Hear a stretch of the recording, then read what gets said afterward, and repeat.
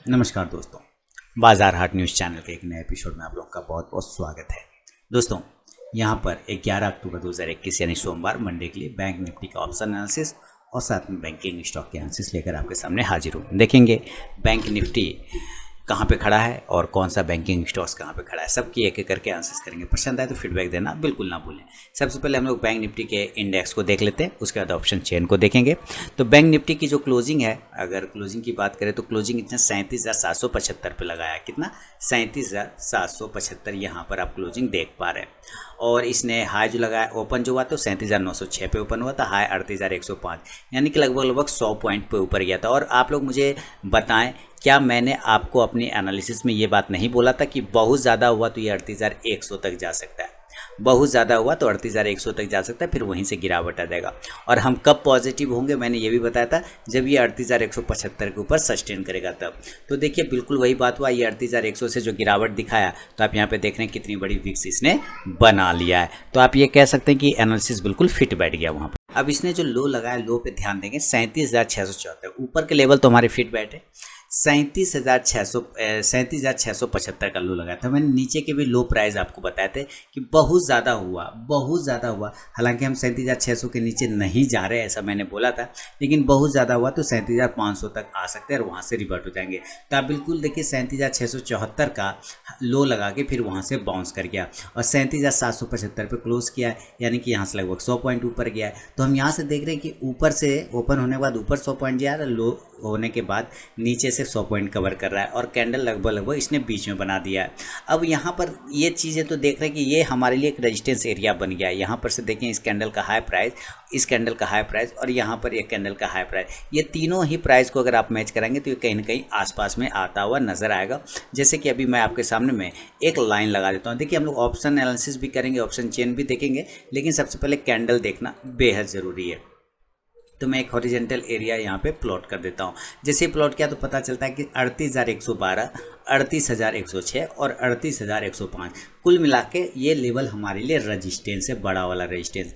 38,100 से लेके 125 तक का एक रजिस्टेंस एरिया यहाँ पे दिख रहा है। 38,125 तक एक रजिस्टेंस एरिया है। नीचे सपोर्ट क्या है, तो ये दोनों कैंडल का लो देखिए एक बराबर आपको नजर आएगा। पहला तो ये, दूसरा आप देखेंगे तो यहाँ पे एक कैंडल ने अच्छा लो बना रखा है 3 दिनों से, तो यहाँ पर एक हमारा इंपॉर्टेंट सपोर्ट होगा, एक सपोर्ट ये है। तो हम इस दोनों ही जगह को मार्क कर लेंगे। कैसे मार्क करेंगे ये चीज़ें भी देख लेते हैं। एक लाइन लगा के हम लोग इस कैंडल के लो पॉइंट पे रख देंगे। जैसे ही लो पॉइंट पे रखेंगे तो पता चलता है कि 37,600 हमारा इंपॉर्टेंट सपोर्ट निकल के आ रहा है। और एक एरिया और लगाते हैं, जैसे यहाँ पर अगर लगाते हैं तो यहाँ पे मैक्सिमम कैंडल रुक रहा है, ये आता है 37,400 के आसपास का, यानी कि 37,350 से 400। तो हमारे लिए इंपॉर्टेंट सपोर्ट क्या क्या आ रहा है, हमारे लिए सपोर्ट आ रहा है 37,350 से लेके 400 का एक बढ़िया सपोर्ट है नीचे। ऊपर रेजिस्टेंस 38,100 से 38,125 तक के आसपास का आ रहा है। एक और सपोर्ट एरिया आ रहा है, वो आ रहा है 37,600 के आसपास का। तो ये हमारा एनालिसिस कैंडल के हिसाब से निकल रहा है कि जब तक इस लेवल के ऊपर या नीचे नहीं जाए, बड़ी गिरावट या बड़ा मूवमेंट नहीं होगा, बीच में ये ऐसे ही घुमाता रहेगा। तो क्या ये मंडे को जा सकता है ऊपर या नीचे, इसके डिटेल एनालिसिस हम लोग ऑप्शन चेन पर करेंगे। तो चलिए जरा ऑप्शन चार्ट लगाता हूँ आपके सामने में। क्लोजिंग हम लोग ध्यान रखेंगे 37,775 पे कर रहे हैं क्लोजिंग। हम लोग क्या कर रहे हैं, 37,775 में यहाँ पे मार्क कर देता हूँ। ठीक है, ये मार्क कर दूंगा तो आपको ज़्यादा आसान हो जाएगा। यहाँ पे मार्क कर दे रहा हूँ, 1 मिनट। यहाँ से एक इलिप्स उठा के और एक सर्किल लगा दे रहा हूँ आपके लिए। चलिए, और यहाँ पे मैंने लगा दिया। यहाँ पे ध्यान रखना, क्लोजिंग वेरी इंपॉर्टेंट। ठीक है, अब देखिए क्लोजिंग कितना है, 37,775 है। ठीक है, अब हम ज़रा ऑप्शन चेन लगाने की कोशिश करेंगे और देखेंगे कि ऑप्शन चेन में क्या डेटा निकल के सामने आ रहा है। तो ऑप्शन हमें क्या बता रहा है, हमारी क्लोजिंग 37,775 है, नो डाउट है ना। तो हम यहाँ पे कहाँ पे खड़े हैं, हम 37,800 के पास में एट द मनी है। कहाँ, 37,800 के पास में एट द मनी। तो यहाँ पे हमारे पास ओपन स्टेज कौन के साइड में, कॉल के साइड में, यहाँ पे रेजिस्टेंस है और इधर हमारे लिए पुट है, तो इधर सपोर्ट है। यहाँ सपोर्ट हो गया और यहाँ रजिस्टेंस हो गया। पीसीआर वैल्यू 0.78 के आसपास चल रहा है, तो पीसीआर वैल्यू में कहीं कोई प्रॉब्लम नहीं, ये बहुत ही अच्छा पीसीआर वैल्यू है, बाउंस करने के लिए सफिशियंट है। तो अगर हम लेवल निकालने की बात करें तो हमारा 37,800 पर सबसे पहली बात देखते हैं तो ये हमारा 8,70,025 का कॉल राइटर बैठा हुआ है ओपन स्टेज में। कॉल के साइड में 37,800 का ओपन स्टेज बैठा हुआ है 8,70,000 के आसपास में। इसी तरह 37,800 पर अगर हम पुट की बात करते हैं तो पुट में 5,71,250 का पुट राइटर बैठा है। तो 5 लाख के मुकाबले 8,70,000 ज़्यादा है। इसका मतलब क्या किस स्ट्राइक प्राइस पे है? वो 37,800 की स्ट्राइक प्राइस पर है। तो हम 37,800 को क्या मानेंगे? एक रेजिस्टेंस एरिया मान लेंगे। क्या मानेंगे? 37,800 हमारा एक रेजिस्टेंस एरिया है, क्योंकि हम इसके नीचे क्लोज कर रहे हैं, पहली बात। अच्छा, इसके बाद हम 37,900 की बात करते हैं तो 37,900 क्या दिखा रहा है? 6,77,875 कॉल राइटर है। अब पुट राइटर मात्र 2,90,000 के आसपास में आ रहा है। तो इसका मतलब है 37,900 भी हमारा बड़ा रेजिस्टेंस है। रेजिस्टेंस अगेन 38,000 और 38,100 का ही बनेगा बाय डिफॉल्ट, क्योंकि हम पिछला हाई के नीचे ही ट्रेड कर रहे हैं और जो कि डेटा भी दिखा रहा है। 38,000 की बात करते हैं तो यहाँ पे 18,42,575 कॉल राइटर है, बहुत ज़्यादा। 18,42,575। अब पुट राइटर मात्र 6,99,000, तो 18 लाख की संख्या ज़्यादा है। सबसे हेवी अगर राइटर कहीं बैठा है तो वो 38,000 के ओपन स्टेज पे स्ट्राइक प्राइस पे बैठा है। 38,100 की बात करें तो 38,100 कहाँ पे है? 4,66,000 का कॉल ऑप्शन है, कॉल राइटर बैठा है। अब पुट राइटर 73,600। तो बहुत ज़्यादा रेजिस्टेंस एरिया है 38,100 के आसपास में। कहाँ? 38,100। इसी तरह हम 38,200 की बात करते हैं तो 38,200 पे क्या आ रहा है? 38,100 तो हो ही गया, यहाँ पे तो नोट कर ही दिया। 38,200 5,21,200 का कॉल राइटर है, पुट राइटर मात्र 48,000 है। तो हम 38,200 तक का एक रेजिस्टेंस एरिया पकड़ के चल सकते हैं। हालांकि अगर ये 38,100 को 25 के ऊपर सस्टेन करना ही स्टार्ट हो जाए 125 150 के ऊपर, तो आपको शॉर्ट कवरिंग भी मिल सकता है, तेज शॉर्ट कवरिंग मिल सकता है। 38,200 उस लेवल में ब्रीच हो सकता है, इसलिए हम एक रेजिस्टेंस ये पकड़ के चल सकते हैं कि यहाँ पे हमारा 38,200 का एक स्ट्राइक ले सकते हैं कि ये रेजिस्टेंस होगा। तो इधर से 5 रेजिस्टेंस एरिया है हमारे पास। अब हम ज़रा सपोर्ट एरिया ढूंढने की कोशिश करेंगे। तो सपोर्ट में क्या बता रहा है? जैसे हमने यहाँ क्या देखा, 37,800 से स्टार्ट किया रेजिस्टेंस ढूंढना। अब सपोर्ट हम ढूंढने की कोशिश कर रहे हैं तो हम 37,700 पे देखते हैं। तो हम 37,700 पे क्या देख रहे हैं कि 3,43,425 कॉल राइटर बैठा हुआ है। अब पुट राइटर 5,76,275 है। इसका मतलब 37,700 पर 3,43,000 कॉल राइटर के मुकाबले पुट राइटर 5,76,000 ज़्यादा है। तो हमारा एक सपोर्ट एरिया 37,700 का बन सकता है। कितना? 37,700 पर। इसी तरह हम 37,600 पे बड़ा सपोर्ट देखेंगे, क्योंकि हम उसके नीचे नहीं जा रहे 2 दिन से। तो यहाँ पे देखिए सैकड़ा, हज़ार, 10,000 लाख, 3,30,600 कॉल पुट राइटर है, 3,30,600।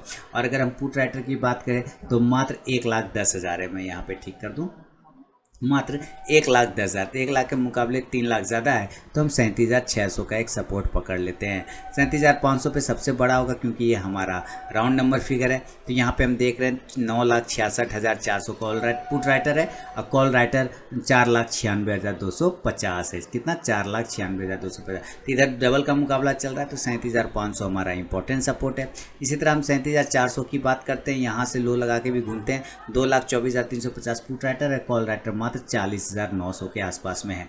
तो इसका मतलब है हम 37,400 तक एक बढ़िया सपोर्ट पकड़ सकते हैं। बहुत खराब स्थिति हुआ तो हम 37,300 तक जाने की कोशिश कर सकते हैं, जहाँ पे कॉल राइटर 2,67,300 है। अब पुट राइटर मात्र 59,000 के आसपास में।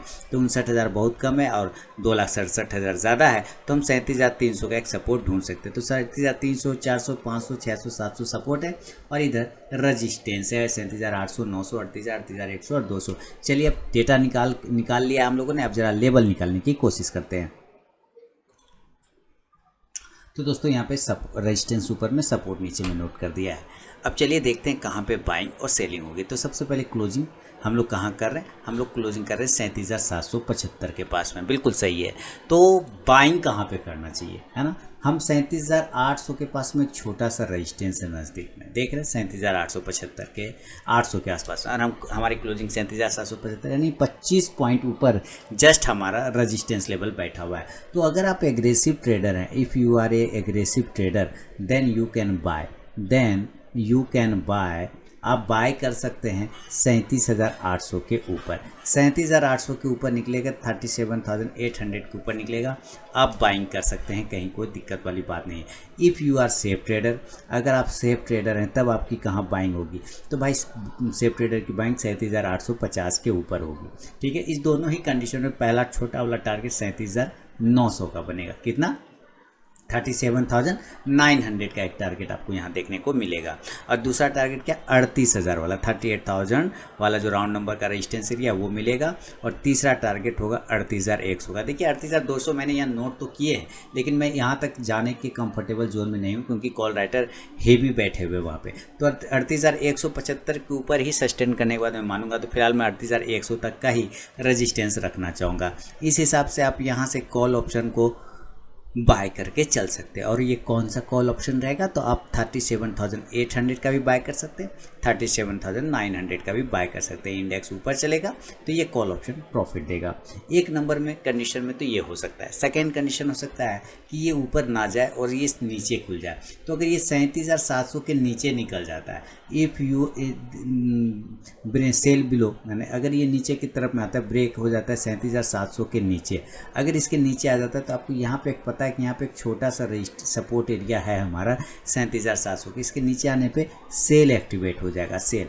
और 37,600 से लेके 37,400 तक का एक टारगेट मिल सकता है, जिसके बीच में 37,500 भी आता है, 37,400 भी आता है। ये टारगेट आपको देखने को मिल सकता है। हालांकि 37,500 ही हमारा बहुत ही अच्छा सपोर्ट है, वो रोक लेगा, लेकिन मैं 37,400 तक जाने की चांसेस लगता है।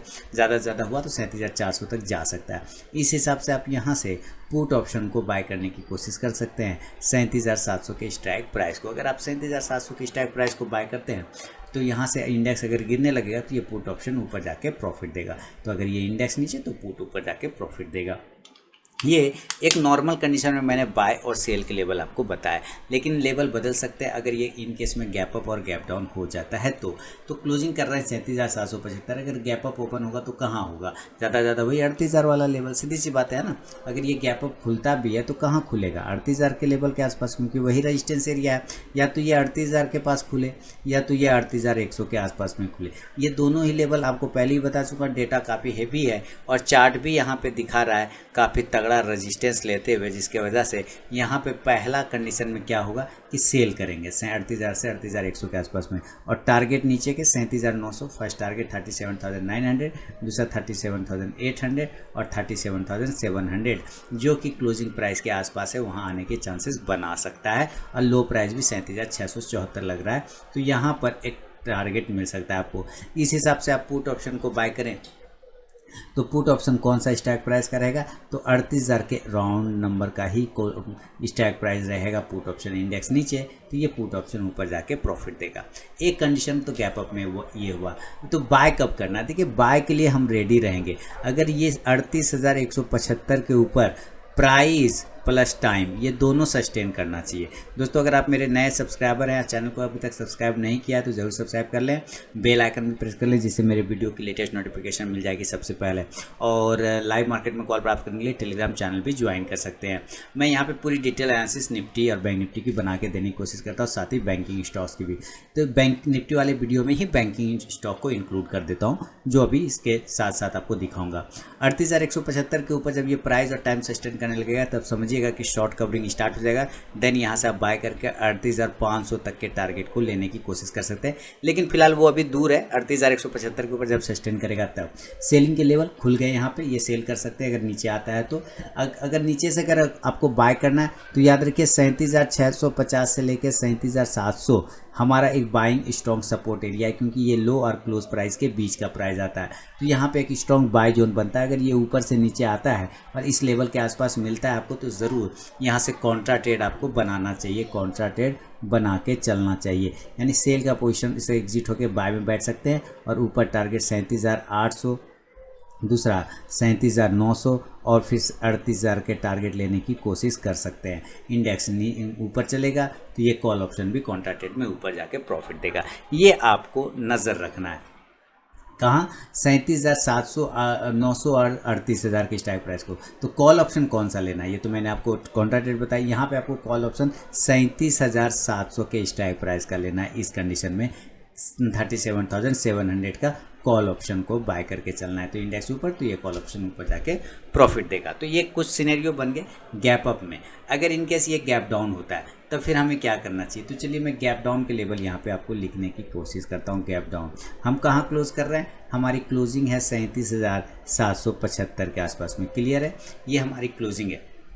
मैं वापस चार्ट पे आता हूँ तो यहाँ हमारी क्लोजिंग साफ सुथरा है। अब ऊपर की साइड में जो रेजिस्टेंस एरिया है हमारा, ये गैप डाउन होता है, तो गैप डाउन किस जगह पे, तो नीचे हमारे पास एक सपोर्ट आ रहा था, डेटा बता रहा था कि 37,400 एक अच्छा सपोर्ट है, दूसरा 37,300 भी हमारा एक अच्छा सपोर्ट है। बहुत ज़्यादा हुआ तो इस दोनों एरिया के आसपास किसी के पास में ओपन होगा। अगर ये दोनों में से किसी एरिया के आसपास ओपन होता है तो यहाँ से बाय का लेवल ही बनेगा। 37,500 से लेके 37,700 के टारगेट के लिए आप बाय का पोजीशन बना सकते हैं। देन इस हिसाब से आपको यहाँ पे कॉल ऑप्शन को बाय करना होगा और 37,500 के स्ट्राइक प्राइस को आप बाय करके चल सकते हैं। इंडेक्स ऊपर तो ये कॉल ऑप्शन ऊपर जाके प्रॉफिट देगा। तो ये गैप डाउन में सिनेरियो है, गैप डाउन में बाय का ही कोशिश करना है, इस बात को आपको ध्यान में रखना है।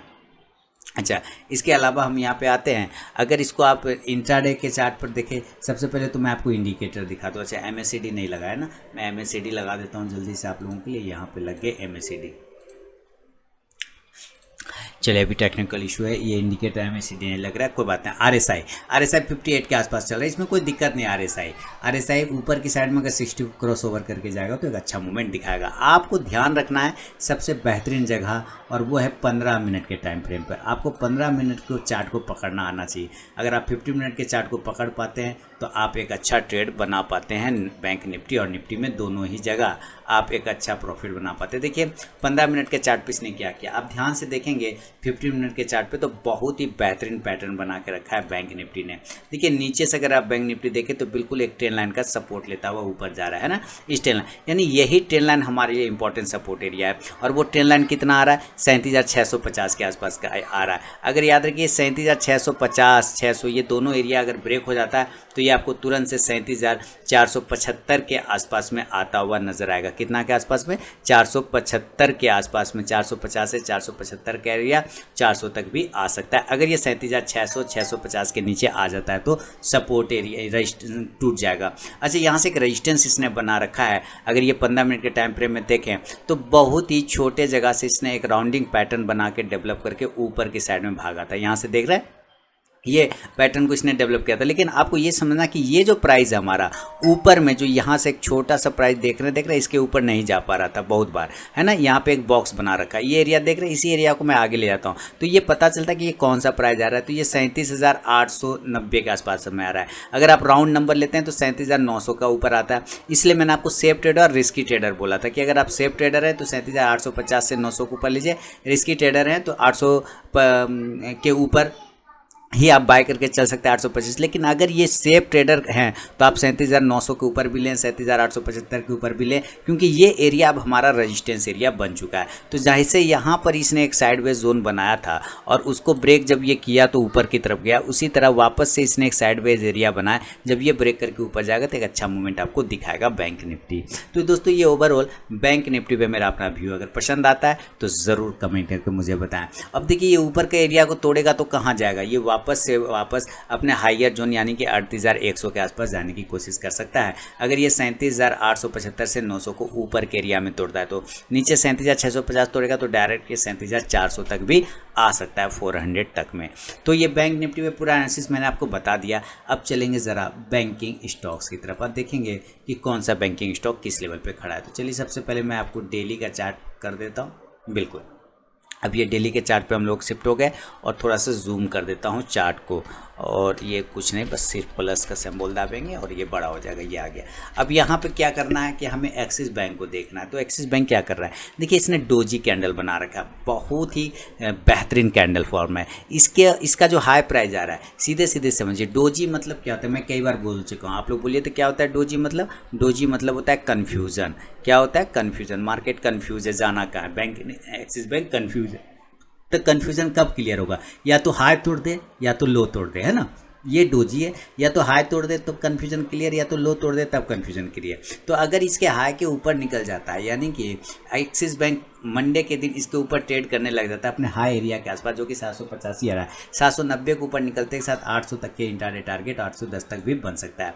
बंधन बैंक, इसके मेरे सारे पोजिशनल टारगेट डन हो चुके हैं, मैंने स्विंग ट्रेडिंग कॉल दिया हुआ था और साथ ही मैंने फेस्टिवल स्टॉक्स में भी इसको रखा था। सारे टारगेट इसके डन हो गए हैं बंधन स्विंग ट्रेडिंग वाला। तो उम्मीद है अभी और भी इसमें प्रॉफिट बनेगा। 350 से 55 तक के एक टारगेट और भी अपसाइड में मिलेंगे। मेरा टारगेट तो बहुत लंबा है, ऊपर के साइड का 400 तक का मैं वेट करना पसंद करूंगा। तो एक टारगेट 400 का आ सकता है। बस इसी जिस फ्लो में ये चल रहा है, ये रजिस्टेंस एरिया, इस रजिस्टेंस एरिया को अगर ये ब्रेक करता है ऊपर की साइड में बंधन बैंक, तो आपको और भी अच्छा प्रॉफिट देखने को मिलेगा। तो कितना का रजिस्टेंस एरिया आ रहा है? वो रजिस्टेंस एरिया 355 के आसपास का। तो ब्रेक करेगा जैसे आपको 400 की तरफ भागेगा। बैंक ऑफ बड़ौदा की बात करते हैं तो देखिए, बैंक ऑफ बड़ौदा एक अच्छा बेहतरीन ब्रेकआउट आया है बैंक ऑफ बड़ौदा में। अब देखें 88 के ऊपर इसने क्लोजिंग कर दिया है बैंक ऑफ बड़ौदा ने। तो मुझे लगता है जैसे ये 88 के ऊपर क्लोज किया, आप 90 और 92 तक के टारगेट के लिए वैलिड करेगा bank of Baroda. Bank of India की बात करें तो बैंक ऑफ इंडिया में भी अभी खास मूवमेंट ऐसा नहीं है, लेकिन ठीक ठाक है, रिवर्सल दे रहा है। नीचे से आया था काफ़ी तेज़ी से। अगर आपने मेरा पुराना वीडियो देखा है, परसों वाला भी वीडियो देखा है, लास्ट टाइम वाला, तो उसमें भी मैंने क्या बताया था कि काफ़ी अच्छे जगह से ये रिवर्सल लेने की कोशिश कर रहा है, बिल्कुल अपने सपोर्ट एरिया के पास में से। तो ये दो एरिया ऐसे हैं जहाँ पर इसका सपोर्ट भी बनता है और रजिस्टेंस भी बनता है, जो कि प्राइस आता है 56 से 57। इसके ऊपर जब तक रहेगा पॉजिटिव। अब वापस देखिए, जो एक छोटा रजिस्टेंस बना रहा है वो 58 का बना रहा है, 58 से लेके 59 ब्रेक करेगा, 62 तक जाएगा। केनरा बैंक सारे टारगेट ऊपर डन करके 150-55 के बाद 175 तक का टारगेट था, 185 का हाई लगभग लगा दिया। तो वापस से इसने सारे टारगेट डन कर दिए। अगर ये मंडे के दिन ऊपर ब्रेक करता है, 180 को ब्रेक करता है, तो 185 का टारगेट देगा। फेडरल बैंक की बात करें तो ब्रेकआउट के लिए पूरी तरह से फेडरल बैंक तैयार खड़ा है। 88 के ऊपर जाने वाला, 87 से 88 के ऊपर जाने वाला, 90-92 के टारगेट। HDFC बैंक देखिए मूवमेंट तो कर रहा है ये बैंक, लेकिन अभी भी काफ़ी रजिस्टेंस एरिया में फंसा हुआ है। 1600 के ऊपर जब तक रहेगा पॉजिटिव रहेगा, 1600 के ऊपर नीचे आने पर ये निगेटिव हो जाएगा। तो इनकेस अगर अभी जो क्लोजिंग है 1600, अगर इनकेस ये 1600 के नीचे आता है जरूर सेल करिए। 1590 से 1580 के टारगेट के लिए 1620 के ऊपर फिर पॉजिटिव हो जाएगा। ICICI बैंक की बात करता हूँ तो ICICI बैंक बहुत ही अच्छे तरीके से एक ट्रेन लाइन के साथ लेते हुए चल रहा है। आप देखिए बहुत ही बेहतरीन तरीके से सपोर्ट लेते हुए चल रहा है ट्रेन लाइन। जब तक इस ट्रेन लाइन के ऊपर है कहीं कोई टेंशन वाली बात नहीं। एक छोटा सा रेजिस्टेंस एरिया है 715 से 720, अगर वो ब्रेक करेगा तो 740 का target. IDFC first bank buy on dip, यानी नीचे गिरे बाय माल उठाइए, नीचे गिरे माल उठाइए। क्यों माल उठाइए? तो भाई आपको लंबे समय में ये अच्छा पैसा, पोर्टफोलियो स्टॉक है ना, अच्छा पैसा बना के देने की क्षमता रखता है IDFC फर्स्ट बैंक। तो इसको बाय ऑन डिप करिए लंबे समय के लिए और इसको होल्ड करके रखिए पोर्टफोलियो स्टॉक में। बॉक्स में ट्रेड करा 50 के ऊपर जाने बाद और भी अच्छा मूवमेंट दिखाएगा। इंडियन बैंक भी दोस्तों ब्रेकआउट की तैयारी करता हुआ नजर आ रहा है। इंडियन बैंक ऊपर की साइड में 145, पहले भी जो टारगेट थे 130 के ऊपर मैंने टारगेट दिए हुए थे और उन सारे टारगेट को इंडियन बैंक ने डन कर दिया। 130 के बाद 135 से 45 का टारगेट था, वो सब डन, 40 का टारगेट था सॉरी, तो वो डन हो गया। अब 145 के ऊपर नया मूवमेंट बनेगा 150 के लिए। इंडसइंड बैंक, सारे बैंकिंग स्टॉक कहीं ना कहीं ब्रेकआउट देने की कगार पे खड़े हैं। याद रखिए जैसे ही 1190 के ऊपर निकलेगा इंडसइंड बैंक आपको एक तेज मूवमेंट दिखाएगा, जो कि अपसाइड में इसको लेके 1200-1225 तक लेके जा सकता है। कोटक महिंद्रा बैंक, ये बैंक थोड़ा सा भी 1910 के आसपास आता हुआ दिख सकता है। 1900 तक वापस से आ रहा है और लगभग वो आ ही चुका है। 1900 का कुछ का लो लगाया 1931 का। अगर ये 1930 के नीचे निकलता है तो 1915 तक आ सकता है। देन यहाँ से ये रिवर्स करने की कोशिश करेगा। लेकिन अगर उसके पहले 1970 को ब्रेक करता है तो ये 2000 तक टारगेट, 2025 तक टारगेट देने की कोशिश करेगा।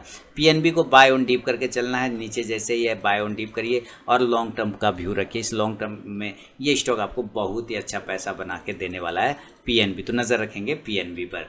आगे है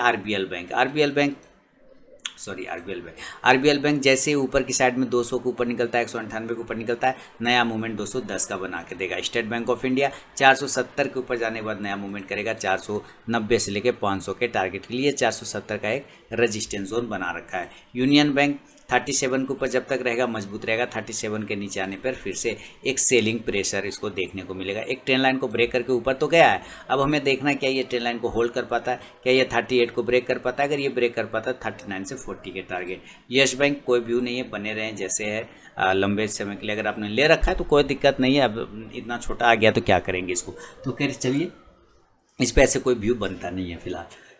तो ये था बैंक निफ्टी और बैंकिंग स्टॉक पे मेरा अपना व्यू। अगर पसंद आया तो फीडबैक देना बिल्कुल ना भूलें। मिलूंगा नेक्स्ट वीडियो में, तब तक के लिए बहुत बहुत धन्यवाद।